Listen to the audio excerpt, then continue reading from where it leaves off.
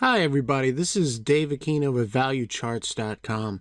I'm actually the trading room specialist for ValueCharts.com. I run the stocks and options live trading room during market hours.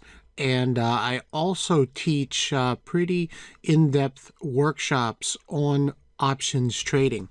Now, the neat thing is this. That options are a very useful tool to traders if used correctly. You can take positions that make money on price movement. You can make money on volatility expansion, and you can make money as time passes. Those are some of the most useful aspects of options. But fundamentally, the first question I usually get from traders is when they hear about options, they want to know where they're going to start. What are options? Those are the very first questions, and that basic understanding of what options are in relation to the underlying stock is very important. So I'm just going to take a minute here, going to answer that question for you. What are options? Options are actually a contract between two individuals, giving one individual the right to sell stock at a particular price. That is the buyer. And then the seller, you're selling the privilege to purchase the the stock at a particular price. That's the price that we call the strike price.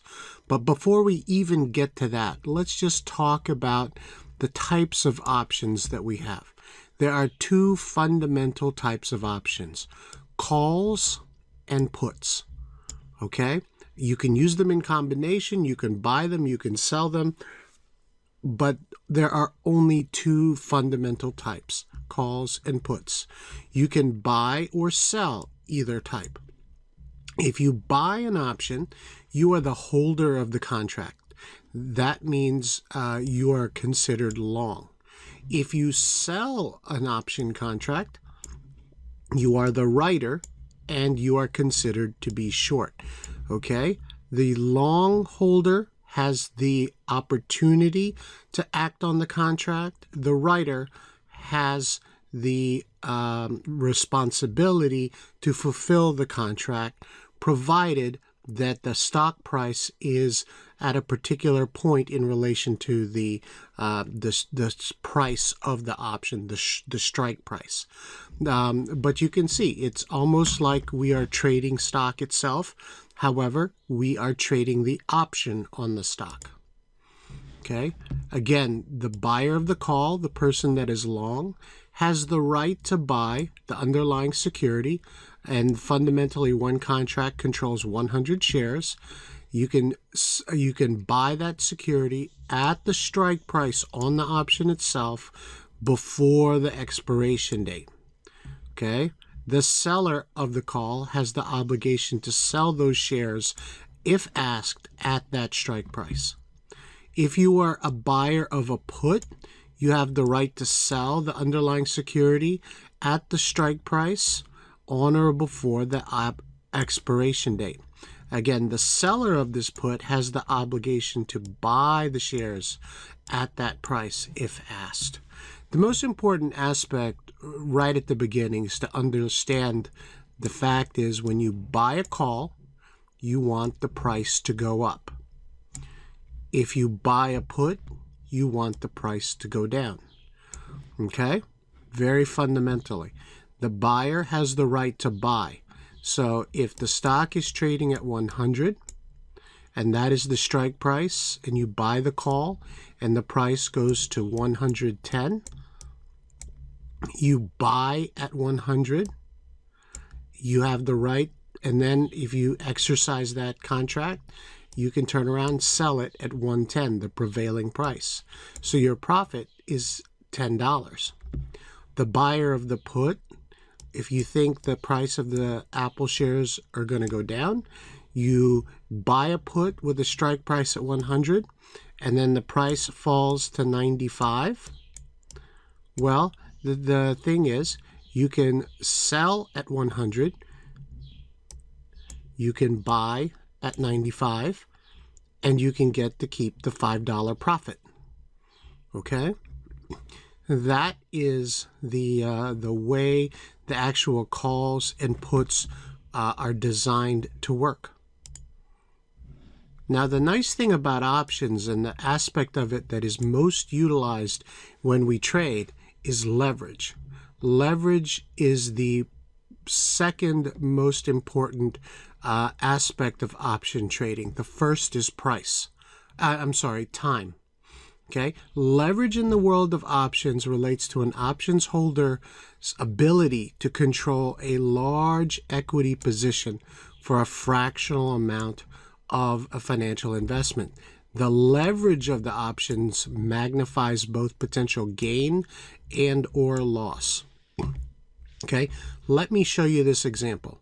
You come out, you think the stock's going to go up, you buy one call option. It costs you $10. Okay, $10 controls 100 shares. So a $10 option will cost you 10 times 100 or $1,000. Okay, and that controls an $80 stock. Now, if that $80 stock goes up by 10%, so from $80 to $88, how much do you profit? Okay, you make on the stock. It will increase by $8. Now, the fact is, options increase at a different rate, but in the specific strike price, a $10 option increases by $6. Okay, because it's not exactly a 1-to-1 ratio, but now that $10 option is worth 16. So that is a 60% gain. So to understand the leverage, when the stock goes up by 10%, the option goes up by 60%. It's a 6-to-1 ratio in this particular example. So what's nice is you basically make money faster when you are correct. The opposite could happen also. If you have you buy a $10 option, the stock goes down by 10%. Well, the value of your option can decrease by $6. Your $10 option is now worth $4. That is a 60% loss. So you see, the leverage of options are kind of neutral. It can be worked for potential gain and for potential loss. The important thing is that you utilize it correctly to magnify correct trades. And that is the benefit of options. Okay? If you'd like to learn more about options trading, please go to www.valuecharts.com. We have a multiple of resources on valuecharts.com. We have an active blog that hosts daily videos. We actually have a very nice introductory trading program called Value Charts Academy. I suggest you sign up there. There's a lot of videos geared to teaching you about options trading, and then how to utilize options the correct way to leverage and to profit from the markets. Thank you.